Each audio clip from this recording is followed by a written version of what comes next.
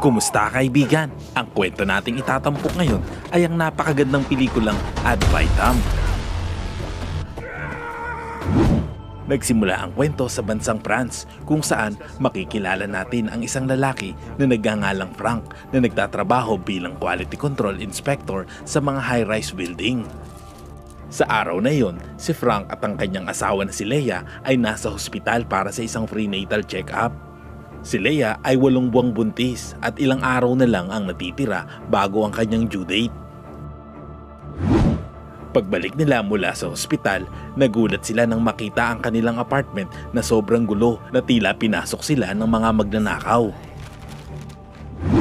Ilang araw ang lumipas, nakipagkita naman si Frank sa kanyang matalik na kaibigan na nagngangalang Ben. Mula sa kanilang pag-uusap, sinabi niya na ang mga taong nanggulo sa apartment nila ay tiyak na ang hinahanap ng mga ito ay ang susing itinago niya. Sa ibang eksena, habang si Frank at ang isa niyang kasamahan ay kasalukuyang nagtatrabaho, si Frank ay muntik nang mahulog mula sa gusali. Pagkatapos ay napansin niya ang isang kahina-hinalang lalaki na mabilis na bumaba mula sa gusali. Mabilis niya itong sinundan at hinabol ito ni Frank, ngunit nakatakas ito.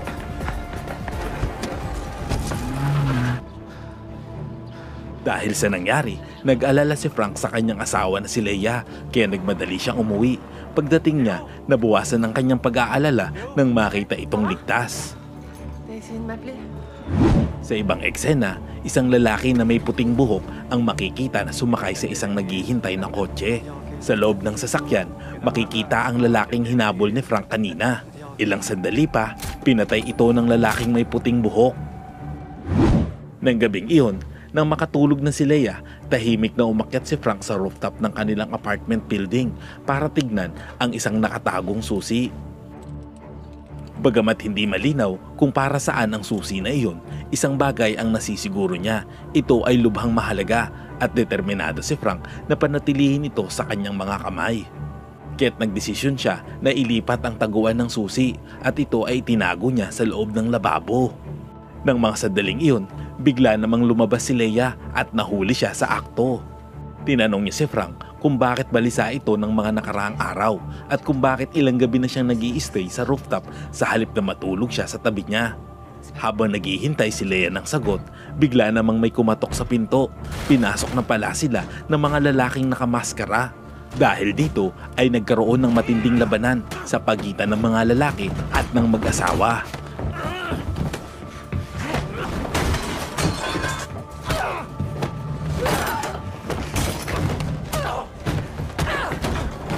Makikita naman mula sa paraan ng pakikipaglaban nila Frank at Leia, maliwanag na hindi sila ordinaryong mag-asawa. Sa kabila ng kanilang magaling na pakikipaglaban ay hindi pa rin sila umubra sa dami ng mga ito. Pagkatapos matalian si Frank, isa sa mga lalaki ang nagdikit ng baril sa kanyang mga kamay upang makuha ang kanyang fingerprint. Dito ay malalaman natin na ang mastermind sa likod ng pag-atake ay ang lalaking may puting buhok na pumatay sa kanyang kasama kanina. Ang lalaki ay nagngangalang Van Naken, isang mersenaryo na inupahan para makuha ang susi mula kay Frank. Dahil tumanggi si Frank na ibigay ang susi, hinak ni Van ang telepono ni Frank at inilagay ito sa kanyang bulsa. Iniutos naman ni Van sa kanyang mga tauhan na patulugin si Leia at dalhin ito.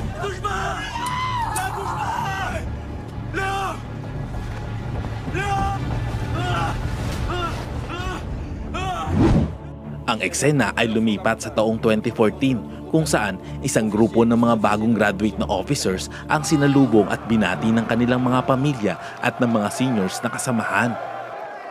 Kabilang sa mga opisyal na ito ay sina Frank at Leia. Sa panahong iyon ay hindi pa sila mag-asawa. Pagkatapos maipakilala sa asawa ng isa sa kanyang kapwa graduates na si Nico, si Frank ay nilapitan ng kanyang superior na si Astro. Sa mga sandaling iyon, ipinakita ni Astro kay Frank ang isang badge na may nakasulat na Ad Vitam sa likod. Isang badge na dating pagmamay-ari ng ama ni Frank noong siya ay naglilingkod pa. 2 taon ang lumipas. Sa panahon ng pag-recruit ng mga bagong elite forces, si Ben ay makikita na sumasailalim sa isang serye ng mga pagsusulit para maging opisyal tulad ni Frank.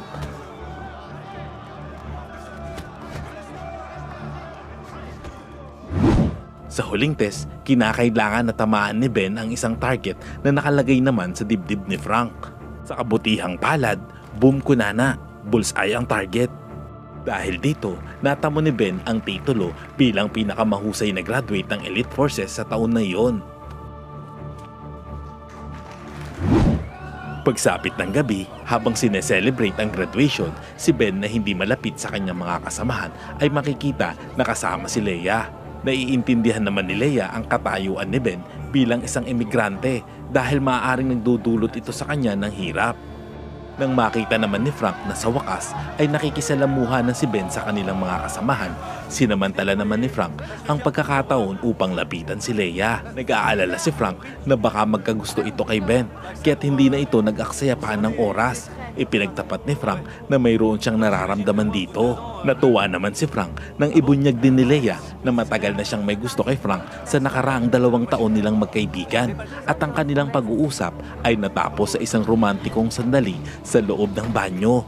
Gayunpaman, sa gitna ng kanilang romantikong eksena, biglang sumulpot si Ben na lasing at sumusuka na pumapasok sa loob ng banyo.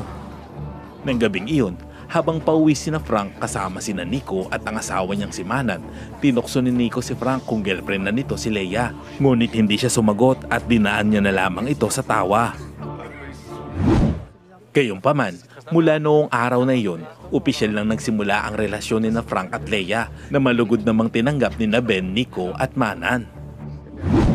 Makalipas ang 1 linggo, pagkatapos ng isang training session, nakatanggap ng tawag si Frank mula kay Eric na isang room attendant sa isang hotel. Inireport ni Eric na may narinig siyang putok ng baril mula sa isang kwarto. Dahil dito, nagmadali si Frank na pumunta sa hotel kasama sina Nico at Ben. Pagdating nila sa hotel, kinausap nila ang mga taong naroon at habang kumukuha ng impormasyon mula sa hotel manager, bigla silang sinalakay ng 2 sospek at binaril sina Ben at Nico. Nagawa naman ni Frank na mapatumba ang mga salarin. Pagkatapos ay agad niyang tinulungan si Nico na malubhang nasugatan. Sa kasamaang palad, agad din itong namatay dahil sa mga natamo nitong sugat sa kanyang katawan.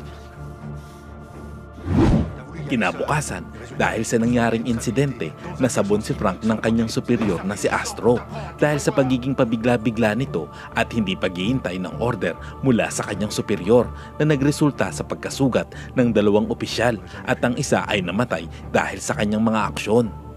Dahil dito ay sinabihan siya ni Astro na magbitiw na sa kanyang tungkulin. Matapos tignan ng uling beses ang larawan ng kanyang ama sa headquarters, nagtungo na si Frank sa kanyang locker room upang ayusin ang kanyang mga gamit.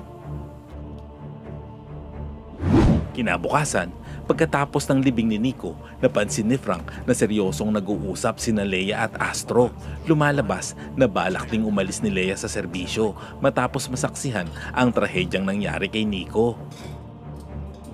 Makalipas ang ilang buwan, bumisita si Frank kay Ben na nagpapagaling pa rin mula sa kanyang mga sugat. Habang nag-uusap sila ng mga oras na iyon, nakakita sila ng isang post sa social media na nagsasabing ang mga bumaril sa hotel ay mga pulis. Gayunpaman, mabilis na itinanggi ang paratang dahil sa kakulangan ng ebidensya. Nang marinig ito, pinayuhan ni Ben si Frank na huwag na makialam sa usapin dahil naman sa malubha ang mga naging sugat ni Ben ay hindi na siya maaaring magsagawa ng mga pisikal na gawain. Kaya inilipat siya sa isang administratibong posisyon, ngunit sa huli ay nagdesisyon din siyang magbitaw sa tungkulin. Nang malaman ito, lalo namang tumindi ang konsensyang nararamdaman ni Frank. Isang gabi, habang naghahapunan sa isang restaurant, ibinunyag ni Leia kay Frank na buntis siya sa kanilang anak. Masayang-masaya si Frank nang malaman ito. Upang makapaghanda para sa pagdating ng sanggol, nagpa siya sina Leia at Frank na lumipat sa isang malaking apartment. Habang inaayos naman ang kanilang mga gamit, aksidenteng natuklasan ni Frank ang kanyang badge na may bahid ng dugo ng isa sa mga salarin sa insidente na nangyari sa hotel. Dahil gustong malaman ni Frank ang pagkakakilanlan ng salarin, humingi si Frank ng tulong sa isang kaibigan, sa isang forensic doctor sa pulisya upang suriin ang DNA. Makalipas ang ilang linggo, nagkita sina Frank at Ben at ibinahagi ni Frank na ang isa sa mga salarin ay isang dating Special Forces operative na nagngangalang Salim. Kilala si Salim na nakikipagtulungan sa Directorate of Security at iba't ibang government agencies. Napagtanto ni Frank na ang turistang napatay sa hotel ay hindi isang ordinaryong tao. Muli, pinayuhan ni Ben si Frank na huwag na makialam sa bagay na iyon. Dahil sa payo ni Ben, itinago ni Frank ang impormasyon tungkol kay Salim sa isang locker at itinago ang susi nito sa rooftop ng kanyang apartment. Ang susi na itinatago ni Frank ay ang susi ng locker at iyon ang magbubunyag sa katotohanan. Makalipas ang ilang buwan, hindi na napigilan ni Frank ang pangangailangan na malaman ang posibleng conspiracy sa likod ng kaso sa Tran Hotel. Nakipagkita siya sa isang journalist upang talakayin ang insidente. Sinabi niya dito na panatilihing lihim ang kanyang pagkakakilanlan. Matapos magkasundo, nangako si Frank na ibibigay ang impormasyon na kanyang itinatago. Samantala, sa Ministry Office, nagkita ang Head Director of Security at ang Ministro. Sa kanilang pag-uusap, ipinaliwanag nila na 7 buwan ang nakalipas, dumating sa France si Colonel John Brennan, isang dating opisyal ng Amerika na ngayon ay nagtatrabaho sa CIA kasama ang kanyang security. Layunin nito makipagnegosasyon sa Australia tungkol sa isang arms deal. Nang araw ding iyon, 2 staff mula sa Director of Security, isa na rito si Salim, ang inatasang pumasok sa kwarto ni Jan sa hotel upang kunin ang ilang mahalagang dokumento. Gayunpaman, hindi nagtagumpay ang plano nang hindi inaasahang bumalik sina Jan at ang kanyang bodyguard sa kwarto na nagtulak naman kina Salim at sa kanyang kasama na barilin ang dalawa. Bukod dito, ibinunyag din nila na isang dating operatiba na nagngangalang Frank ang may hawak sa ebidensya na mag-uugnay sa Director of Security. Matapos suriin ang bahid ng dugo ni Salim sa badge ni Frank, nakuha ang impormasyong ito mula sa isang informant na nagtatrabaho bilang journalist sa parehong media outlet kung saan nakipag-ugnayan si Frank. Napagtanto ng ministro na kung makakaabot sa CIA ang impormasyong ito, maaaring magdulot ito ng malaking tensyon sa diplomasya sa pagitan ng France at Estados Unidos. Dahil dito, inutusan niya ang 2 lalaki na kunin ang ebidensya kay Frank at pagkatapos ay patayin ito upang mapatahimik ang witness. Sa kasalukuyan, matapos na matagumpay na makidnap ni Van si Leia, si Frank na kagigising pa lamang ay nakatanggap ng tawag mula kay Van. Ipinakita nito ang kalagayan ng kanyang asawa. Sa kanilang pag-uusap, hinikayat ni Van si Frank na ibigay ang nakatagong ebidensya sa loob ng 4 na oras, kung hindi ay papatayin nito si Leia. Pagkatapos ay binalaan siya nito na huwag ipaalam ang lahat sa pulisya dahil siya ay tinuturing ngayon ng mga pulis na isang sospek matapos gamitin ni Van ang kanyang fingerprint mula sa isang armas upang i-frame up siya sa pagpatay sa isa sa mga tauhan nito. Hindi na nag-aksaya ng oras si Frank. Nilinis ni Frank ang sarili at nagtungo agad sa apartment upang kunin ang susi na itinago niya sa lababo. Gayunpaman, habang papalapit siya sa apartment, nabigla siya nang makita ang ilang pulis na naroon. Nang kukunin na niya ang susi, laking gulat niya nang malaman na wala na ito doon. Ilang sandali pa, inabutan pa siya ng isang opisyal na nagtulak sa kanya para labanan ito. Matapos niyang matagumpay na makatakas sa mga pulis, agad na nagtungo si Frank sa lugar kung saan nagtatrabaho si Ben at ipinaliwanag ang lahat na nangyari. Nalaman ni Ben na nawawala ang susi ng locker at kailangan ni Frank ang badge na may mantsa ng dugo ni Salim. Kaya dinala niya si Frank sa kanyang bahay at ibinigay ang kanyang sariling badge. Pinahiran ni Frank ng kanyang sariling dugo ang badge na may layuning dinlangin ang grupo ni Van at gamitin ito bilang kapalit upang mailigtas si Leia. Hindi nagtagal, nagtungo sina Frank at Ben sa isang meeting point sa loob ng kagubatan.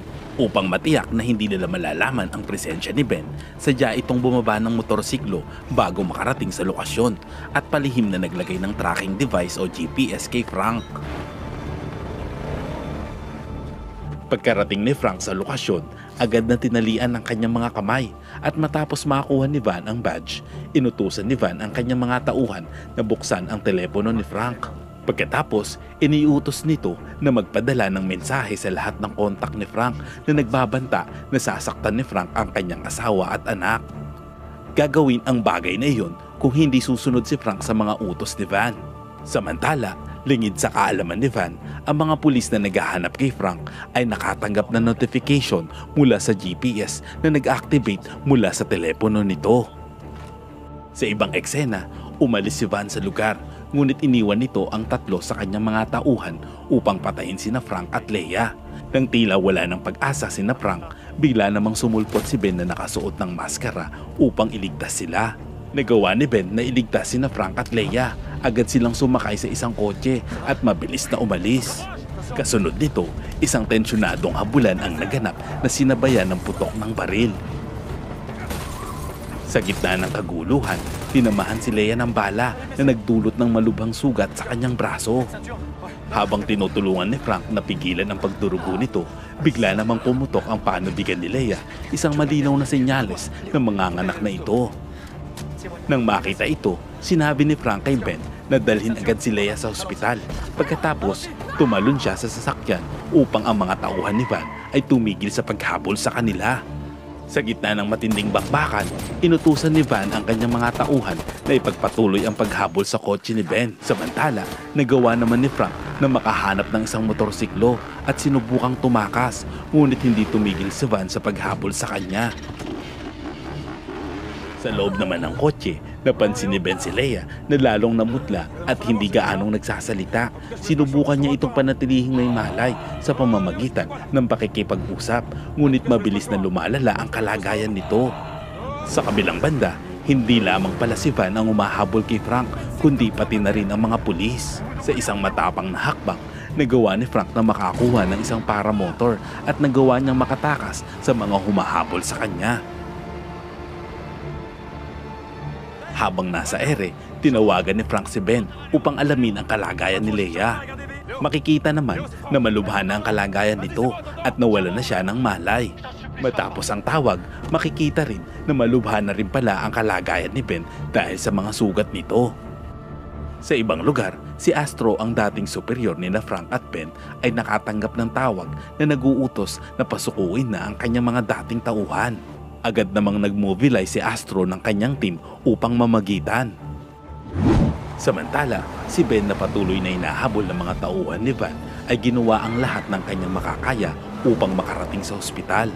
Ginabayan siya ni Frank mula sa itaas na nagdirekta sa kanya sa mga shortcut. Nang makarating si Ben sa parking lot ng ospital, biglang lumitaw si Van na nakatutok ang baril sa kanya. Sa kabutihang palad, dumating si Frank sa tamang oras. Nagawa niyang sipahin ito sa kanyang pagbaba, dahilan upang bumagsak ito sa lupa. Matapos niyang bugbugin ito at nang malapit nang tapusin ni Frank si Van, biglang sumulpot ang kanilang dating superior na si Astro kasama ang isang team ng mga sundalo na pinaligiran sila. Hindi natakot sa posibilidad na mabaril, mabilis na pumasok si Frank sa kotse at dinala ang kanyang asawa na nasa bingit ng kamatayan sa loob ng ospital. Matapos makatanggap ni Leia ng medical na atensyon mula sa mga doktor, kinuha ni Astro si Frank sa kanyang kustodiya upang panagutin sa kanyang mga nagawang krimen, kabilang na ang pagpatay sa mga tauhan ni Van. Makalipas ang isang buwan, labis na naging emosyonal si Frank nang dumalaw si Leia kasama ang kanilang anak. Ng mga sandaling iyon, sinabi ni Leia na ang susing itinago ni Frank ay sinadya niyang kuhanin noong pinasok sila ng mga tauhan ni Van sa loob ng kanilang bahay. Ilang araw bago iyon, isinurrender ni Leia ang ebidensya sa pamahalaan. Bilang resulta, nawala ang lahat ng paratang kay Frank dahil ang kanyang mga aksyon ay itinuturing na self-defense lamang. Napawalang sala rin siya sa anumang pagkakasangkot sa pagkamatay ng mga tauhan ni Van. At sa wakas, nakalabas na rin si Frank at nakita niya na masayang naghihintay sa kanya si Leia at ang kanyang anak. Samantala, mula sa di kalayuan, makikita si Ben na ganap ng gumaling. Nakamasid ito sa kanila na may ngiti sa labi, masaya para sa kanyang mga kaibigan.